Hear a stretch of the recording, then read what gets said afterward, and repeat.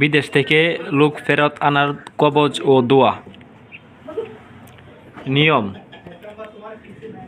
হাটে থেকে এক মূল্যে 5টা কড়ি, কিছু সাদা সরিষা, লাল সুতো, কিছু সিঁদুর এবং খাঁটি গাওয়া ঘি সংগ্রহ করবে।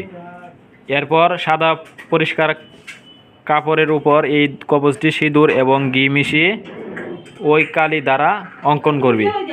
তারপর ওই কবচের উপরে 5টি কড়ি রেখে ওই দোয়া 152 বার পাঠ করে ফু দিবে। প্রত্যেকবার ফু দিবেন।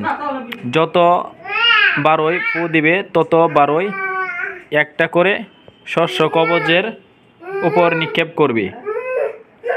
এরপর তাবিজের মতো কড়িসহ পেঁচিয়ে লাল সুতো দিয়ে 21 বার পেঁচিয়ে বাঁধ দিয়ে দিবে।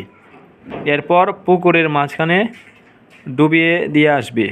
মনে রাখতে হবে ওই কবচটি শনিবার নিশিরাত্রে করতে হবে। শনিবার নিশিরাত্রে অর্থাৎ শুক্রবার দিন গিয়ে যে রাত্র আসে এটা শনিবার রাত বলা হয়। আর দেখেন দোয়াটা সুন্দরভাবে দেওয়া আছে, দোয়াটা পড়বেন। আর কবচটা যেখানে এই যে ওই লোকের নাম, অর্থাৎ যাকে দেশে ফেরত আনবেন তার নাম, তার বাবার নাম লিখবেন। নিচে লেখা আছে দেখেন বাবার নাম, ওইখানে বাবার নাম লিখবেন। মায়ের নাম লেখা আছে, ওইখানে মায়ের নাম লিখবেন।